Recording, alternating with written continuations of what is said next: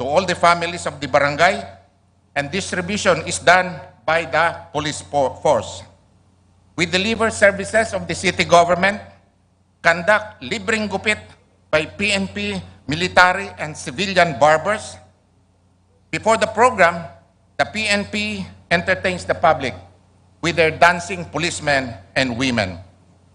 Another caring program is our personal visits to IP communities, where we conduct parlor games before we hold a short program, distribute rice to all the IP families, distribute vitamins and medicines, this being done by the city health personnel, and seedlings done by the city agriculture office. Then, we eat with the IPs through a boodle fight. Third strategy, construction of infrastructure projects in all barangays, concreting and opening of barangay roads and farm-to-market roads, multi-purpose buildings, covered gyms, daycare centers, solar lighting in rural barangays, along highways, in our borders, community centers, and in our IP communities. Electric street lighting in the population area, opening of a 2.9 kilometers access road to Mangapen, a Batak IP community in our last barangay in the northeast, which was previously not accessible by road. This is Puerto Princesa's recipe for peace and progress that makes us confident of the support and trust of the people to government. Mr. President, I hope that your first visit to Puerto Princesa as President in celebration of the 2023 National Peace Consciousness Month and declaration of the Province of Palawan and the City of Puerto Princesa as insurgency-free underscore our commitment to peace and progressive nation building through decisive and caring local actions. Thank you, Mr. President, for visiting our city and province. Pagpalain nawa ng Panginoong Diyos ang lungsod ng Puerto Princesa, ang lalawigan ng Palawan, ang bansang Pilipinas, at ang lahing Pilipino. Thank you, Mayor Bayron. At this point, may we call on the Department of Information and Communications Technology Secretary and Cabinet Officer for Regional Development and Security, Regional Task Force Mimaropa, Secretary Ivan John E. Uy, to deliver a message.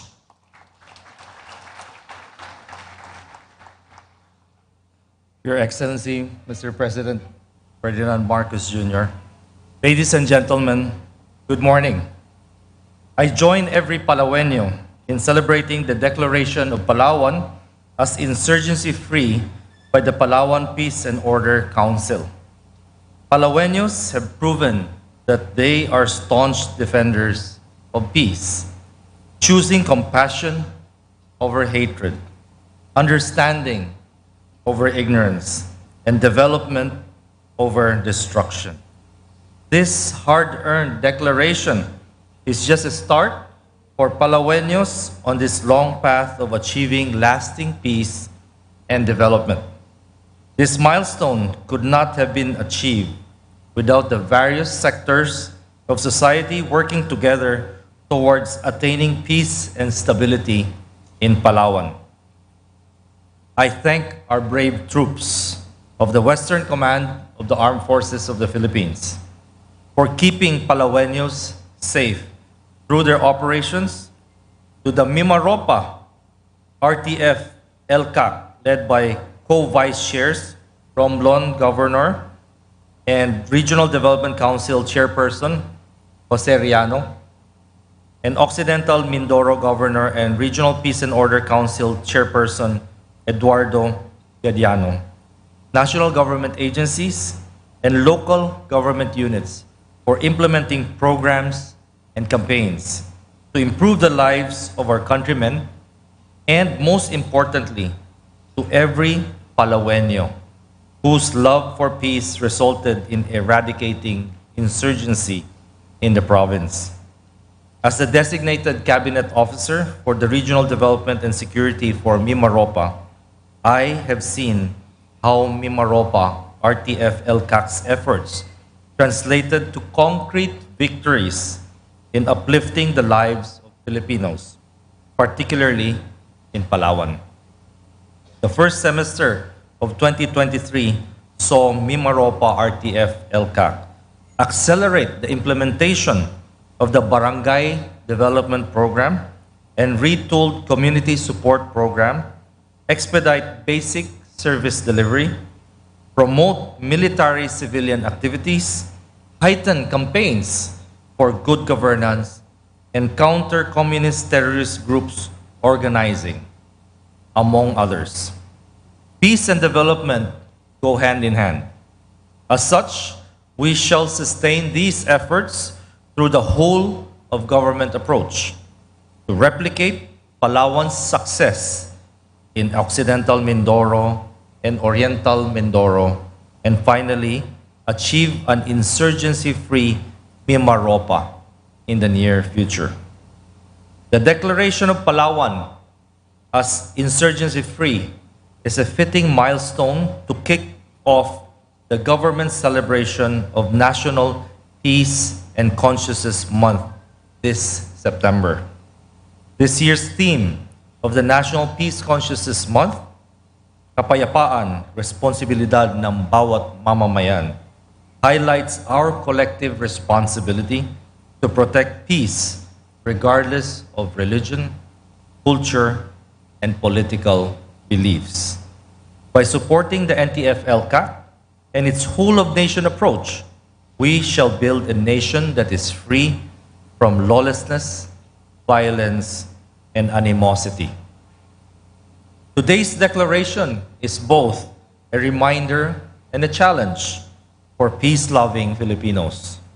We are reminded that by embracing the values that we cherish, peace, camaraderie, and patriotism, decades of armed struggle and cycles of violence can finally be put to an end. We must then bear in mind that in the pursuit of peace is not a one-time endeavor. It is an ongoing journey that demands our unwavering commitment and constant vigilance. Progress could not be achieved without peace. With its rich natural resources, resilient citizens, and a land free of extremism, Palawan is set to enter a new era of accelerated and unprecedented development that will highly benefit its people. On the part of the DICT and under the leadership of our President, we will continue to fast-track our implementation of all our various programs so as to pave the way to digitally transform the province of Palawan. Thank you very much at mabuhay po tayong lahat. Thank you, Secretary Uy. At this juncture, may we request everyone to direct your attention to the screen for the audio-visual presentation on the Insurgency-free Declaration of Palawan.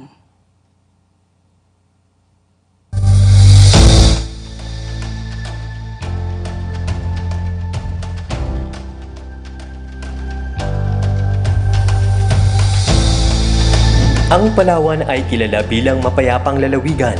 Walang lugar dito ang karahasan.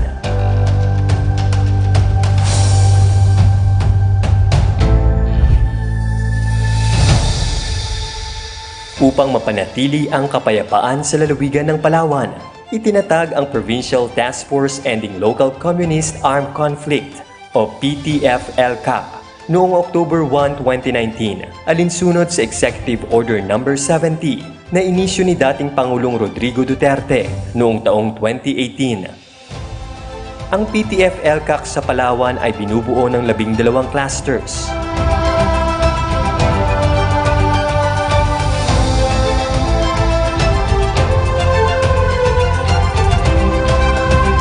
Sa pagtutulungan ng bawat ahensya na miyembro ng 12 clusters, ay naisakatuparan ang mga sumusunod na programa.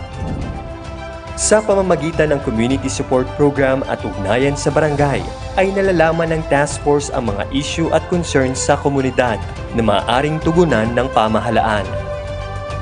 Isinakatuparan ng task force ang serbisyo caravan para sa sama-samang paghahatid ng mga programa at serbisyo ng gobyerno sa mga malalayo at liblib na lugar.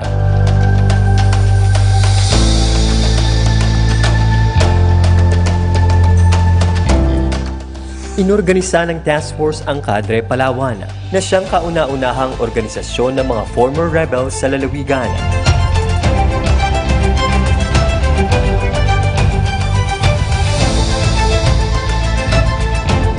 Regular na nagpupulong ang PTF-LCAC upang pag-usapan ang mga programa at serbisyong maaaring ihatid sa mga kanayunan.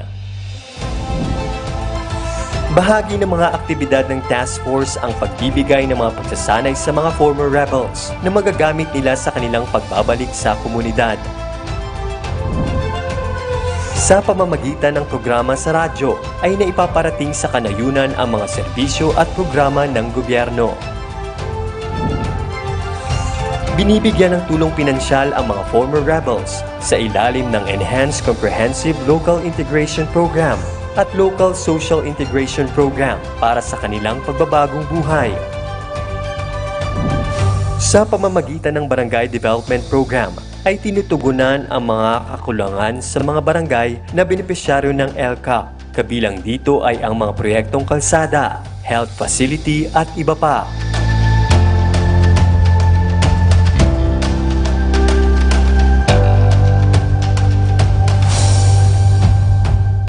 Salamat po sa Palawan Task Force LCAC at sa provincial government na walang sawang pagsuporta po sa amin. Nagpapasalamat pa ako sa provincial government sa pagbubuo ng task force. Malaki yung naitulong sa amin. Sa patuloy na pagtutulungan ng mamamayang Palawenyo ay mapapanatili na malaya sa insurgensiya ang lalawigan ng Palawan.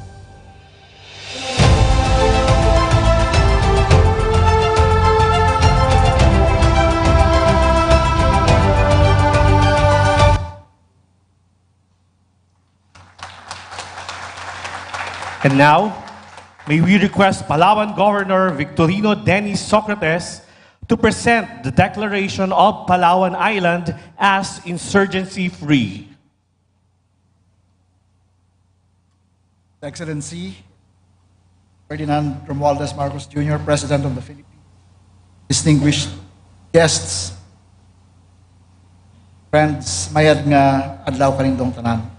It is my honor and pleasure on behalf of the provincial government and people of Palawan to present to you the official declaration of Palawan Island as insurgency-free and to thank you all for your contributions to achieving peace in our time. This event is really to celebrate the end of the local communist armed conflict in Puerto Princesa City and Palawan. And so as we thank everyone who contributed in one way or another to this outcome, I would like to respectfully invite the Honorable City Mayor, Lucilo Bayron, to join me in presenting His Excellency, President Marcos, with these framed copies of the Provincial Task Force and City Task Force LCAC resolutions declaring the City of Puerto Princesa and Province of Palawan insurgency-free. Tamang salamat kanindong tanan.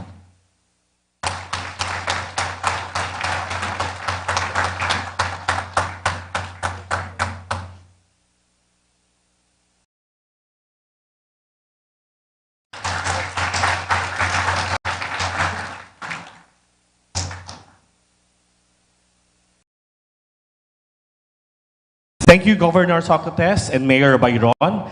Please give them a round of applause. And at this point, in the celebration of the Peace Month, let us direct your attention once again to the screen for another audio-visual presentation.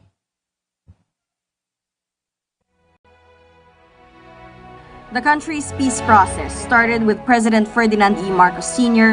when his administration negotiated with the Moro rebel group, which led to the momentous signing of the Tripoli Agreement in 1976. President Ferdinand R. Marcos Jr. is determined to bring long-lasting peace unity, and reconciliation to the Filipino people. He is committed to build on the gains of the comprehensive Philippine peace process and complete the implementation of all signed peace agreements. My country's experience in building peace and forging new paths of cooperation can enrich the work of the Security Council. Our success in the Bangsamoro Autonomous Region of Muslim Mindanao in the south of the Philippines is a centerpiece of these efforts. For almost half a century, some of our fellow Filipinos have taken to arms to make their views known and felt. We are now at the point in our history when their armed struggle has evolved. We have now progressed together towards peace and development. To complete this reintegration process, I will issue a proclamation granting amnesty to rebel returnees, and I ask Congress to support me in this endeavor.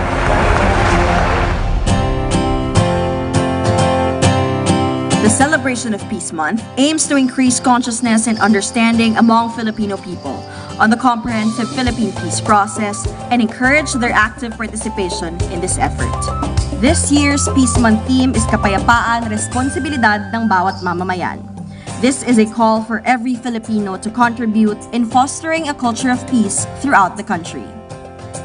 The UPAPRO encourages all its peace partners, government-led agencies and institutions, local government units, the private sector, civil society organizations, the academia, and all Filipinos to play an active role in peace building so that a just and lasting peace will reign in our beloved country. We all want peace in our land.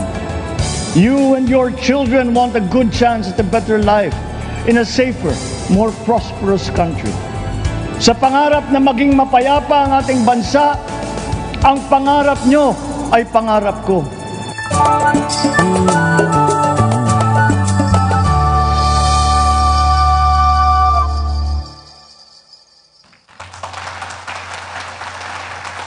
At this juncture, may we call on the Presidential Advisor on Peace, Reconciliation, and Unity, Secretary Carlito G. Galvez Jr., to deliver a message and to introduce our guest of honor.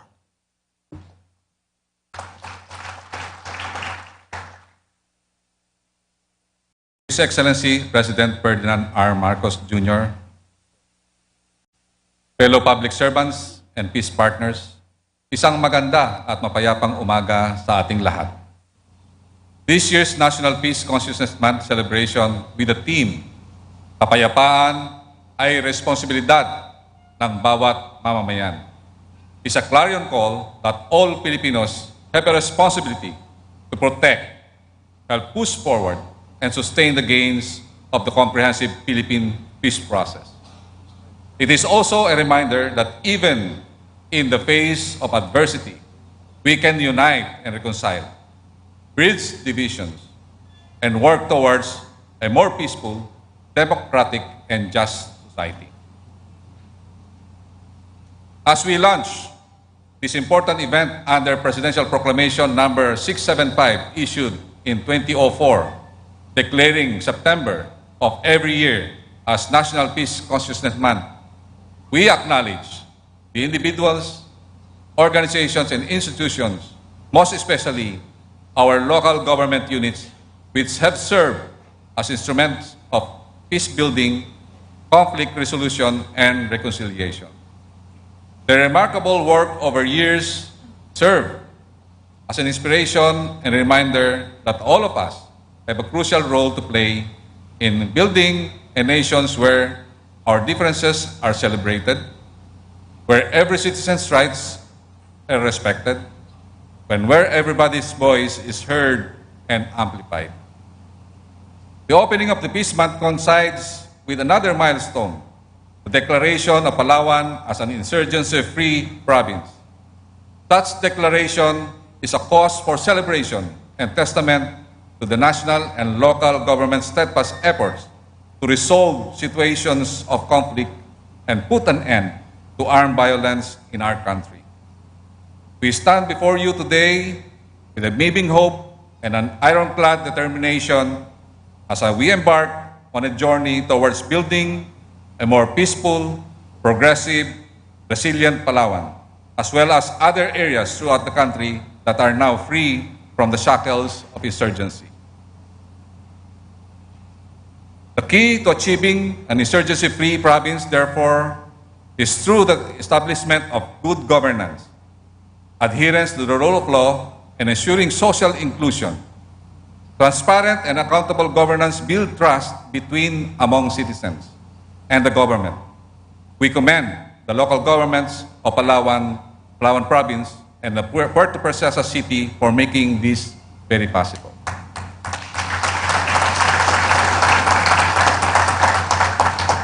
The contributions of the security sector led by the Armed Forces of the Philippines and the Philippine National Police is very critical as we establish the conditions wherein those who wish to sow fear, mistrust, and violence among the people of Palawan will lose their ability to do so.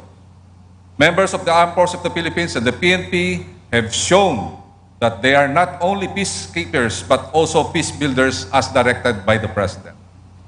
With the strategic victory against the communist insurgency, we at the UPAPRO are ready to roll out a holistic transformation program for former rebels as their families and communities and friends rescued. Mr. Jerwin Castigador is here and the 56 FR, Mr. President, we will take care of them as we have promised to you that there will be no more recurrence of insurgency in the country during our NTF-LCAC yesterday, Mr. President. It is also noteworthy that this year's Peace Month celebration is being held on the birth month of His Excellency President Ferdinand Marcos Jr. and his father, the late President Marcos Sr. Time and again, the President has demonstrated that he is a peace champion in the truest sense. 2 months ago, following his assumption to the highest office in the land, President Marcos Jr. played an instrumental role in uniting the country's two moral fronts. In Mindanao, the MNLEP and the MILF, after years of separation. As the country's chief peace architect, President Marcos Jr. has emphasized that all armed conflict in the country must be resolved during his term. And by all indications, we are on track towards realizing this goal, Mr. President. Thank you for your unwavering commitment for pushing forward the comprehensive Philippine peace process, in which its dividends are now gradually being felt by the residents of Palawan and all Filipinos across the country, particularly in one conflict-affected and conflict-vulnerable areas like Mindanao. Together, we can transform our country into a beacon of cooperation, a symbol of harmony, and a testament of the power of diplomacy. Maraming salamat at mabuhay ang bagong Pilipinas.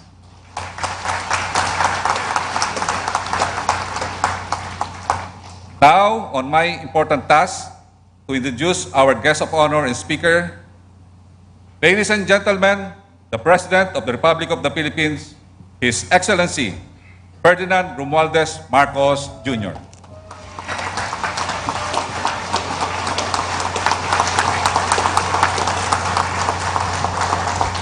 Thank you very much to the UPARO Secretary Charlie Galvez Jr. Please take your seats.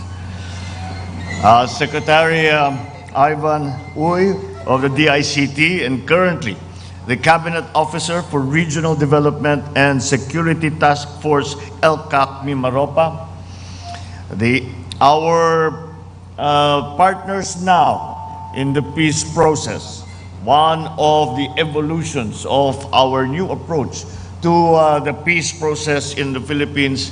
Of course, the Palawan governor, our governor, Governor Victorino Dennis Socrates, and Puerto Princesa Mayor, Mayor Lucilo Bayron, and my fellow workers in government, distinguished guests, ladies and gentlemen, magandang umaga po sa inyong lahat. It brings me a great joy to be able to be with you to preside over the pronouncement of Palawan as an insurgency-free province and to lead the opening ceremony of this year's National Peace Consciousness Month. I cannot think of a better way to open the celebration, the commemoration of the National Peace Consciousness Month, than to also, at the same time, be able to announce and to declare Palawan Island as insurgency-free. I recognize, of course, the collaborative and inclusive efforts of the Regional and Provincial Task Force, of the Task Force LCAC, Provincial Peace and Order Council, its partner agencies, and the people of the province for the successful implementation of the whole-of-nation approach to end local communist armed conflict. This has led to the achievement of this insurgency-free status for Palawan Island. The milestone that we celebrate today epitomizes the commitment that you have put to end the decades-long insurgency in the area through the provision of national reintegration programs for former rebels and promotion of the island's peace and security. At habang pinapakinggan natin ang mga paliwanag na ibinigay sa atin ng ating mga butihing local government officials, Governor Socrates and Mayor Byron, ay nakita naman natin kung bakit naging matagumpay itong ating peace process, hindi lamang dito sa Palawan, kung hindi sa iba't ibang panig sa iba't ibang lugar sa bansa. And these are the certain elements. Kung nakita ninyo, nung nagpapasalamat tayo sa mga na-involved dito, ay napakarami ang pasasalamatan. At nandyan siguro ang sekreto kung bakit naging matagumpay ito. Dahil lahat ng buong lipunan ay kasama na ngayon sa peace process. Noong kung dati ay nakita natin ay ang kaharap lamang ng mga rebelde ay sundalo at saka pulis. At kaya't napakahirap na maabot ang pagkakaintindihan at maibalik sa ating lipunan ang mga naging rebelde. Ngayon, ito ay marami ng dinagdag na mga itinatawag na features that have helped us bring us to this day where we can commemorate the announcement or the declaration of areas in the Philippines as insurgent-free. Unang-una diyan ay yung tinatawag nga natin na whole-of-nation approach. At hindi lamang ang sundalo ang kausap, hindi lamang pulis ang kaharap ng mga rebelde, kung hindi pati na lahat ng ahensya ng pamahalaan ay kasama dyan sa pagdudulot, pagdadala ng serbisyo, ng infrastruktura na kinakailangan doon sa mga komunidad na yun. Kaya naman ay yan ang ipinaglalaban dahil alam naman po natin ay mamumundok ang isang magiging rebelde dahil sa kanilang palagay, hindi sila tinutulungan ng kanilang pamahalaan. Hindi sila tinutulungan ng kanilang mga opisyal. They are neglected and have lost hope in our in a peaceful life, in a peaceful society. And that is why they resort to violence and they resort to fighting in the different forms. So, that is the first thing that we need to attend to. Kailangan maramdaman ng bawat Pilipino na nandito, hindi lamang ang pamahalaan, kung hindi pati na ang local communities, pati na ang local government, pati na ang mga pulis, pati na ang mga sundalo, pati na lahat ng bahagi ng ating lipunan ay nandyan upang suportahan at pagandahin ang kanilang buhay. Kapag natupad natin yung pangako na yan, ay makikita natin na magiging mas madali ang usapan na papunta sa kapayapaan. Isa pang bahagi nito ay ang ating pagpapartner sa ating mga local government officials na ngayon, pati local government ay maaring makipag-usap sa mga lokal na rebelde. Dahil alam naman natin, pagka tayo ay galing sa isang lugar, kilala naman natin, kilala ng mga kamag-anak natin, yung mga kaeskwela natin yan dati. Kaya't mas madaling lapitan ng mga local executive. Malaking bagay po ito. Ito ay malaking bahagi dito sa NTF-LCAC at kaya't nagbago ang patakbo ng peace process dahil isa sa bahagi diyan ay yung pagsama ng local government at ng lahat ng iba't ibang ahensya ng pamahalaan ng national government upang tulungan at suportahan ang pagbalik ng mga naging rebelde sa ating lipunan. Kaya ito po, and that is why it is gratifying to see, because we have seen the success of this principle, of this concept, all around the country. Kaya naman, nandyan yung ating secretary ng OPARU, nakakapangako na siya na sinasabi niya, insurgency-free na, magiging insurgency-free na ang Mimaropa at malapit na. Ay masasabi natin yung mga natira pa ay tinatrabaho natin at dahang-dahan ay bumabalik nga ang mga dating lumalaban sa gobyerno ay bumabalik na sa ating lupunan upang magkaroon sila ng magandang hanap buhay, maalagaan nila ang kanilang mga pamilya at bukod sa lahat na meron silang pag-asa para sa kinabukasan, na ang kanilang buhay ay may pag-asang gumanda, na ang kanilang buhay ay maaari nilang mas maganda magiging buhay ng kanilang mga anak kaysa sa naging buhay nila. Lahat naman tayo, ganyan ang ating mga pangarap, ganyan ang ating panalangin. Kaya dahil diyan, nakita natin ang naging matagumpay ang ating peace efforts na sinimula natin na napakatagal na. Ngayon pa lamang nakikita na talagang may pagbabago at gumaganda ang mga magiging pagkakataon, ang mga opportunities na dinadala natin sa ating mga kababayan dahil merong nakakamit na natin ang kapayapaan doon sa kanilang mga komunidad. Kaya't muli, pasalamatan natin lahat ng kasama dito sa peace process na ating pinagdidiriwang ngayong araw na ito dahil sa Peace Consciousness Month at ang pagdeklara ng Palawan na insurgent-free. Congratulations sa inyong lahat. Ipagpatuloy ninyo ang inyong nasimulaan. At nang sa ganun ay maging mas mapayapa ang Pilipinas at maging mas mapayapa ang buhay ng bawat Pilipino. Maraming salamat po at magandang umaga po sa inyo lahat. Thank you, Mr. President. Maraming salamat po. May we request the President to grant us a group photo downstage, and may we request everyone to gather dito po sa center. Punta lang po tayo dito sa center, yung mga participants po natin. Magdikit-dikit lang po tayo dito sa gitna for a photo opportunity with the President.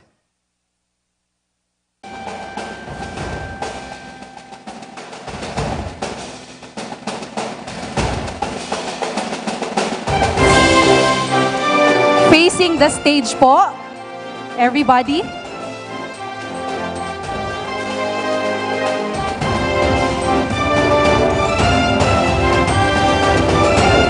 The rest of the participants, may we request you po doon sa center.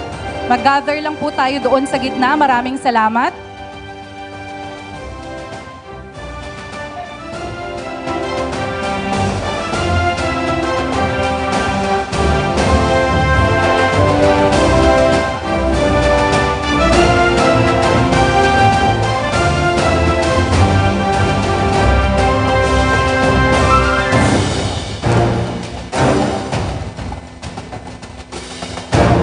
Thank you, Mr. President. And that concludes our program.